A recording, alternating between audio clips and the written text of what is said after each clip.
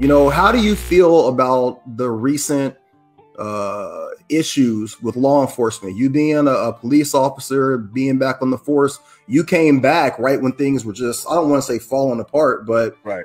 there's clearly been a shift in the public perception of policing. There's clearly been a shift in the public support of policing. So you coming back right at the height of that whole, BLM movement, the George Floyd protest, how did you feel coming back versus when you left? Did you see a difference? Well, see, the thing about policing, man, nothing's changed. What has changed is the light that's being put on it. So, like, you still had the same cops doing kind of like the same thing they're doing today, man. It's just you don't know who has a cell phone. Everybody's got a cell phone. Everybody's pulling out to video. And, that once that started happening, the true light of law enforcement came out, man. So it was one of those things to where, I've seen things happen. I've made comments of things happen, and it just, a lot of times got swept under the rug. And then now that there's actually video out there of it, it's kind of like one of those things like law enforcement just got hit with a ton of bricks and they don't know how to act. You know what I'm saying? It's like,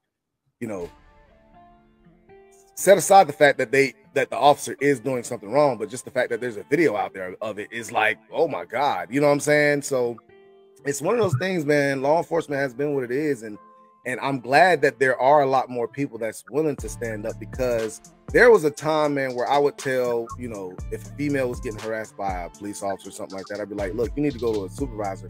And they were so scared to do it because they thought what would happen, what that police officer would do to them. And now it's not even a problem no more. You know what I'm saying? Because those are the type of officers that we don't need on the streets. Yeah. A lot of people say, why do you continue being a police officer? Because if I stop being a police officer, then that one good officer that's still on the streets ain't gonna be there no more.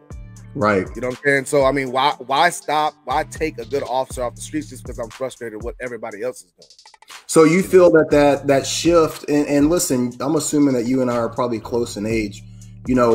That shift of everybody having a camera, and everybody, in terms of the officers, and it's even like this for security. Now with this shift of everybody having a camera and you always being in the public view, so to speak, 24/7, do you feel that transparency has been good for policing, or do you feel like it makes it harder for you to do your job? I think it's been great for policing, because the thing about it is, true colors come out sometimes, that when a person gets mad or upset or something like that, and those true colors being on video just makes it that much more, you can't deny it. I mean, it's like, there are racist officers out there. I mean, there's racist people everywhere. It's in every job that you have, every career that you have. You're going to have racist people. You're going to have people that are just dumb, stupid, and they do stupid things. But racism is one of the things that's one of the easiest things to hide, because there are certain statements that you could feel one way about and still not be racist, but then you could say the same exact thing and be a total racist. So it's one of those things that within the public eye, those little cues that you get off a person being racist are just that much more out there. So the officer has to either be that much more careful, or they just get caught and then they get out of law enforcement.